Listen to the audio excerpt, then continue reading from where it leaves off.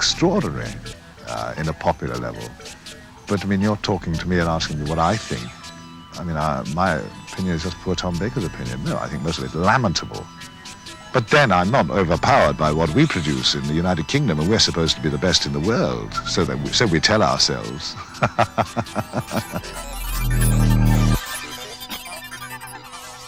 I remember we were going filming one day. I never used to know where we were going. I used to get on the bus and we would go. And it was about 6 o'clock at night, dusk was coming, and we were going down a motorway. We came to a whole load of houses, and Tom sat back and said, you know, Liz, if we stopped the bus now, and I knocked on any one of these houses and said, excuse me, I'm the doctor, can I come in and watch myself? There's no one, he said, who'd say no. And it's such a sweet little nut. It's so simple, Doctor Who, but if you mess around with it too much, you haven't got anything. It is about relationships, really. I wish we'd had more money when we did it. But Tom was always full of ideas. Should we try it this way? And they'd say, oh, no, Tom. He said, well, it's all right, but I will have another idea in a minute, and that one might work. You know, you can be wrong 100 times, but just the once that you're right, that it adds to it, then it's worth keeping your input in. And, we used to have great laughs, we really did. God knows what he thought about the idea of having a heroic boy in Doctor Who. I'm not sure he ever thought it was the bee's knees. I think he would rather have had sort of 25-year-old girls rather than sort of heroic teenage boys. In fact, I'm pretty sure of that because he once said, oh God, I hate this character. So that gave me a clue. God bless him. But I liked the character because it got me into Doctor Who, and that was enough for me. And I got to work with Tom. Where to the Americans, Tom is the Doctor very much. You know, I mean, he was the first one they saw, and who kind of launched the series. And then they picked up on the other ones. You know, once they were interested in Tom, they then went back, you know, to Fountain and Pertwee, and even to Hartnell or to the later people. But Tom kind of grabbed the American market. He could be very sweet. Tom could be very kind. He could be actually very generous to me, and very. His great quality, which I admire so much, is that he's so funny and out of the ordinary. And the only thing I'd ever known that I wanted in my life was to be out of the ordinary. I don't want to be ordinary. I don't quite know what ordinary is, but I don't want to be it. And Tom wasn't it. No, I'm not very preoccupied by science fiction or science fantasy. I have read a lot of Stanislaw Lem, the Polish writer, who fascinates me. And I've read a certain amount of writers like Asimov or Moorcock, or I like Kurt Vonnegut sometimes. He moves me very much. Of course, it's difficult to get past Vonnegut's first great success, I think, Slaughterhouse-Five, which I find so poignant, and his compassion after that experience, I suppose he was there, seems to run through most of his books, actually. But he's got a great heart. I'd like to do a piece for Vonnegut. I'd like him to write a script. Yes. I'd quite like to play Kilgore Trout. They won't let me, of course. Our industry's riddled with insurance brokers who couldn't spell the name Risk, never mind take one. I'm afraid I'm in the hands of cautious men and women. Well, it amuses me no end and sometimes touches me. It's very nice to be the center of attention, albeit I realize that I mustn't confuse Tom Baker with being the center of attention. I just happen to be the little body that inhabits this fiction, which in turn inhabits the imagination of a large number of people who watch the program. But a matter of great fun. It's terrific when people are kind to each other, and for whatever reason, a program generates kindness. It's lovely to be smiled at all the time and to be embraced, and for people to be amused by me and for me to be amused by them. I like it all. I love it. How could one? You've seen what's been happening the last few days here. It's irresistibly joyful. I mean, people, of course, are contemptuous of such activities. They think that fans are just nuts or inadequate or whatever. It's not so. They're no more nuts nor more inadequate than dentists or businessmen who bore me to death in restaurants where I sit in San Francisco or New York. You know, those American businessmen. Oh, very solemn and always saying words like hopefully. And logistically speaking, Jeff, and they're always saying like that. And they wear those dreadful, boring suits. And they take each other so seriously I could scream. Occasionally I do scream a bit, but... I mean, people who make my life possible, people who write me loving letters, people who are nice to me in the streets, people who rush to be with me and smile. How can I not be touched by that kind of attention? How can I not have regard for them in return? Those people, there are people who've seen me in the last few days who are asking me when can they come and see me in London. No, I have enormous respect for the people who come to see me here, and I'm grateful to them. We would camera rehearse, yes, so you'd be in rollers and whatever, and the makeup girls used to run after, Tom, can we just comb you? Oh, darling, no, sorry, I'm too busy, I'm saving the universe. You know, oh, I'm not doing my hair. It's wonderful. Fantastically professional irreverence. I loved it. I think Tom himself, by all accounts, is certainly a very interesting man.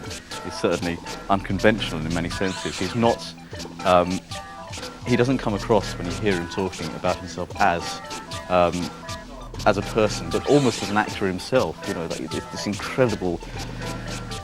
He's out of time himself. That's what it is. I think he's out of time and he plays a Time Lord.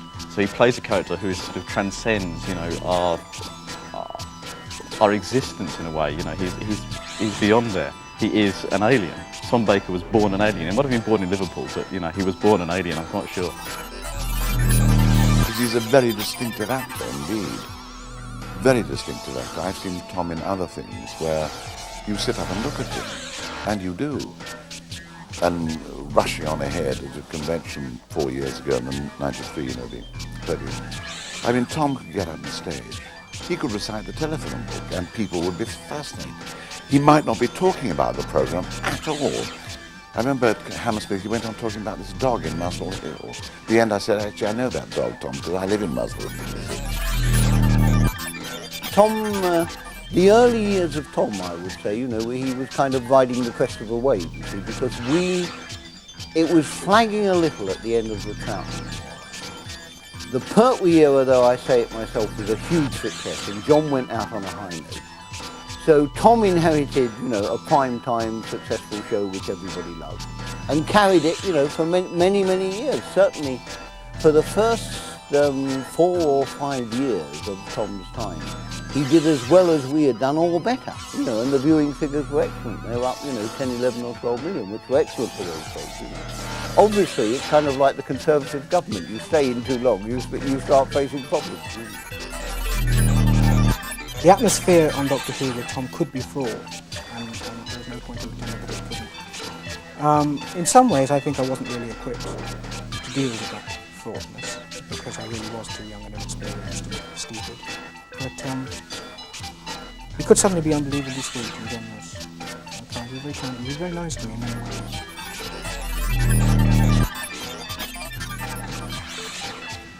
I'm always overwhelmed by a kind of spontaneous kindness of people who don't know me. I'm overwhelmed because of their innocence, really, because they are obviously responding to a fiction and not to the real Tom Baker. And therefore, I, who have some knowledge of my inadequacies, I'm overwhelmed by the accident of receiving such a response, which in a way is rather a cheat, really. It's a bit of a cheat. A cheat on the people who are being so kind to me, because they're not responding to me because they don't know me, and they're giving me the benefit of the doubt. How kind of so many people to give me the benefit of the doubt. Obviously, it's the tremendous capacity of the Americans to be demonstrative. as against the traditional British Reserve. I noticed that in, curiously, it happens in the cinema. The audiences are much more participative. And in the theatre, certainly, last week in New York, it was amazing.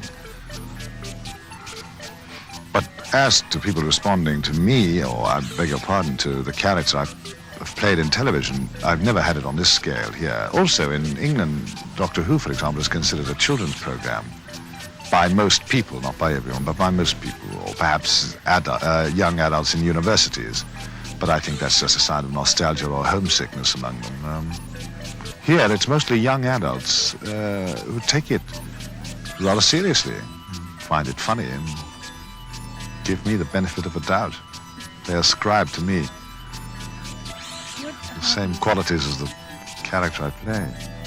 I mean, one only has one body and one imagination to filter a character through, so, I mean, there is a superficial resemblance, such as that it looks like the same body and sounds like the same voice and looks like the same eyes.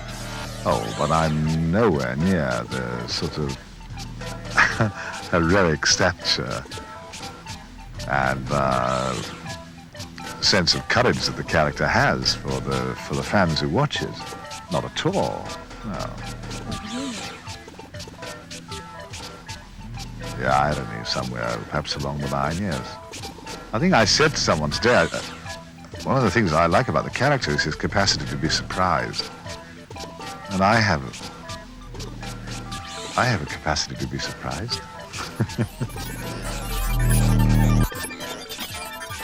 I think he changed more in the later days. The ones I did, State of Decay and Horror of Fang Rock. Now, I think he'd maybe got more assured, you know, he'd sort of got, and he was slightly less scatty and slightly more authoritative, which was a good thing, you know, I mean, because obviously he can't, you can overplay that side of things. But I think that was as time went on, he got more assured in the role. Yeah.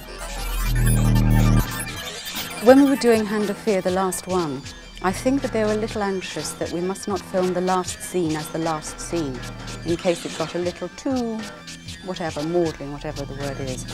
We used to often record out of order, but this particular time we recorded the end halfway through, so it was done. But I remember one of the last scenes that we did, it was where Eldrad is wounded and we are climbing up this icy, slippery slope. And it was in the studio, so it wasn't desperately slippery, but you had to sort of pretend to slide back. And Tom slid back, and he thought that was quite funny. So he tooted up again, and he did a bigger slide back. And then I started, and we both did it. And it was like this kind of extra tension ball just going. Everyone was very cross with us, and we couldn't stop laughing. We kept going up and sliding down. Eldrad was the least amused, because she was so uncomfy. I could see her looking at us. And we just couldn't, and it was over. But that was the only time that actually, and it really, really was very sad leaving. I was very sad to leave, but I needed to go because I didn't ever want to be asked to leave. And I'd been with it so long, and you know, a producer, at some point, I was not Philip's choice, he inherited me, would want a new girl. And I thought, I cannot bear for someone to say, Liz, do you think really you should tootle off now? So I thought, right, it's really popular, I will go now. And Tom said, right, he said, I bet they'd bloody give me some other stupid name I can't pronounce, Esmeralda or Jonquil or Jessamine or something. And he gave me a party. I had a party at his house. And there were all trees in the back garden, lots of trees. And he'd put all fairy lights in them. And just a joke, I said, oh, Tom, I said, it's lovely. I said, do you always have it? No, I bloody don't. He said, I did it for you. It's lovely. Very, very sweet. I always felt that there was a darker side to Tom's Doctor, and that you might think he might go for it for a moment, you know, that he might be tempted into evil, you think. You really know that Peter Davison is never going to be tempted into evil because he's too decent and he plays cricket, you know, and there's absolutely no way he's going to go over to the dark side of, you know, to cross the army. I don't think Tom Baker or the Fourth Doctor was ever so much the role model as a dream uncle or a dream father or this fantasy figure like the Wizard of Oz. Who could transport you away from all this that's mundane, that's ordinary, you know. He was. I don't remember so much wanting to be him, but I wanted to meet him, I really wanted to meet him, and I wanted to meet, his doctor as well, because, like I said, the two blend together so much. They fuse together to become one sort of one vague figure, that's just so powerful and so strong. I mean, if you see Tom at a signing with younger children, wonderful with them, absolutely. Hello, and they tell him they're 9. You look 11 to me. You see them absolutely preen. I'm very gregarious. I'm compulsively gregarious, but in rather a superficial way. I love being with people, but on the edge of people, so that I can disappear. I very rarely carry a briefcase or a bag or anything. If I do, I keep it on my shoulder. I very rarely take my coat off so that I can slip away. I'm slightly interested in photography, really. I've got a very pretty camera, but it may be too late for me to take up photography. Curious enough, I know a lot of painters, and I go to exhibitions and things. I mean, 3 days ago, I was at the opening of the Royal Academy in London. No, not at all. Not at all. I have no accomplishments. I can't sing or dance or play an instrument or speak a foreign language. I'm totally untouched, actually, by any sort of... I'm certainly untouched by education. I think that might be an advantage. But I never got strapped into any kind of formal way of thinking. It leaves me in my own sort of twilight land of the purely automatic responder. I mean, I'm not proud of not having had much education, but then I didn't feel filled with regret, really.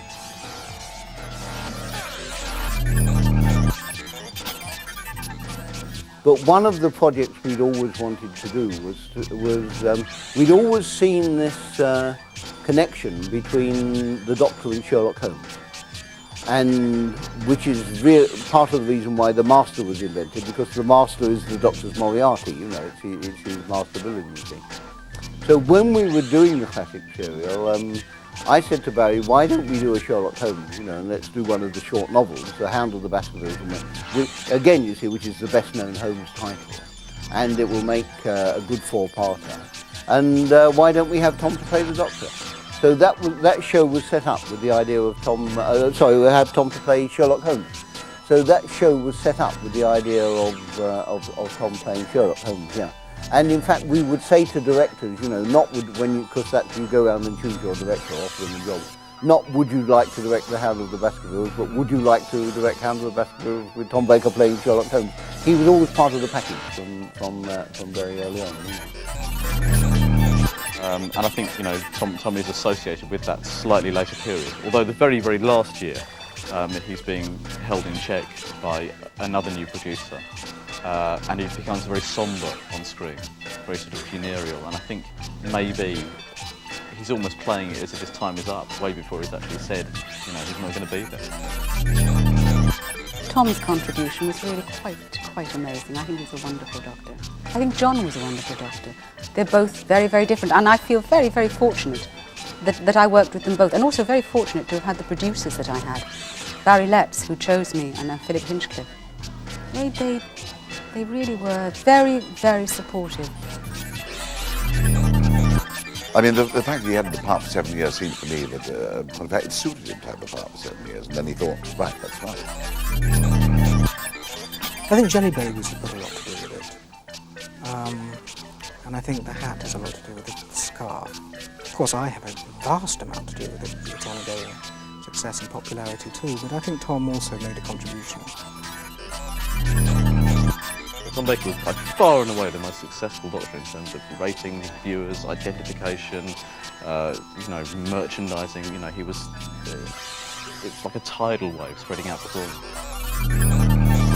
Tom is very elusive. I mean, you never really get to know Tom well. I mean, he's always very friendly, very pleasant, very charming, and he talks at you 19 to the dozen.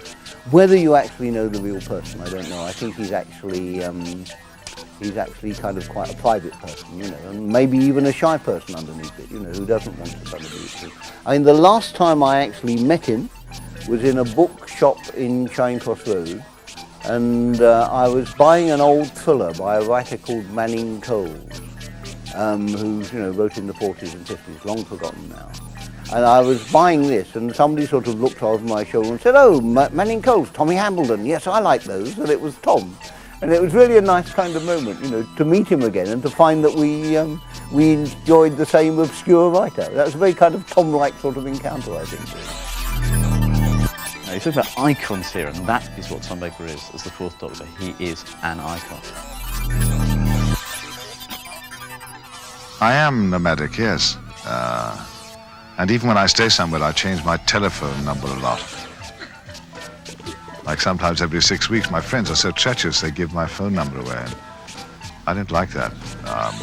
I like when the phone rings to know that it can only be one of about 8 people. Then I can pick it up with great confidence. Yes, I am nomadic and rather secretive, I'm afraid, and sometimes perhaps furtive.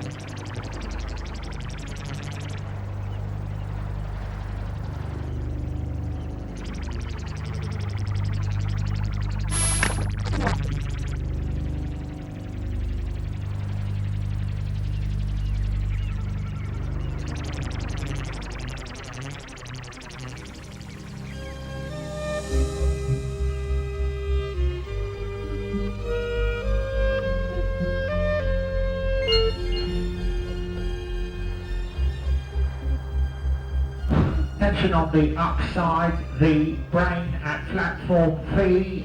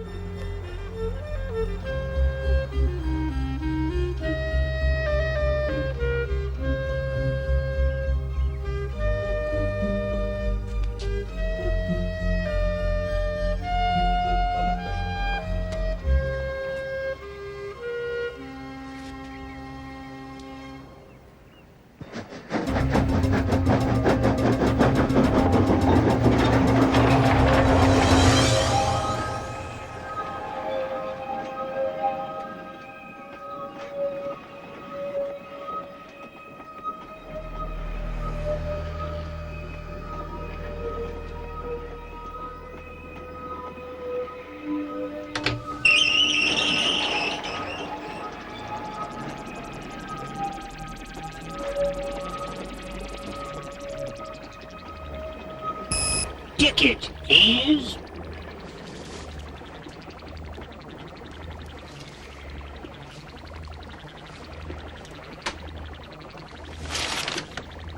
Don't seem to know where I am. Ticket, please. Or who I am.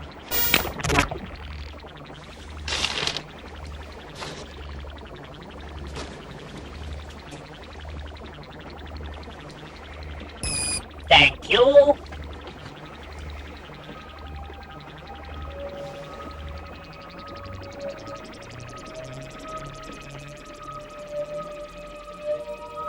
I don't remember anything.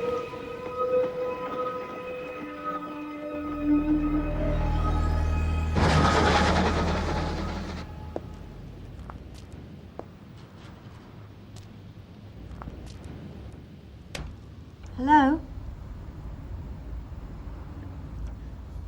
I'd like some information, please. It's delayed. Sorry, it's late. Signal failure, no driver. No driver? Thank you. Hello? Hello?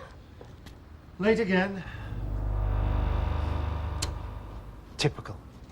Is it? Oh, yes.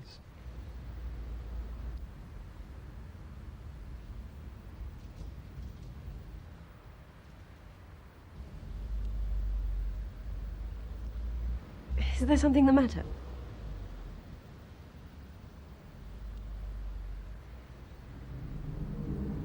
We must catch the train. Come on, we can't be late for work. Work? Look, I don't even know. Everyone has to work. An honest day's work for an honest day's pay. We must catch the train. But there is no train. Should be here any minute now.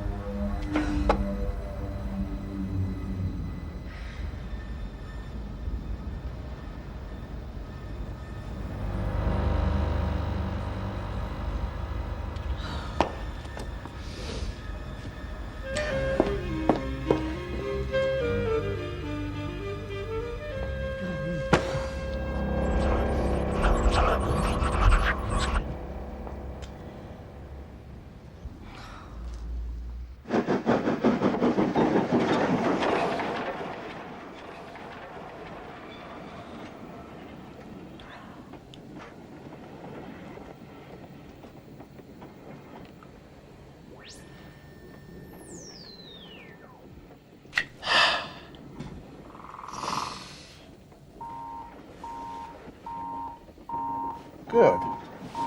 That means it's important.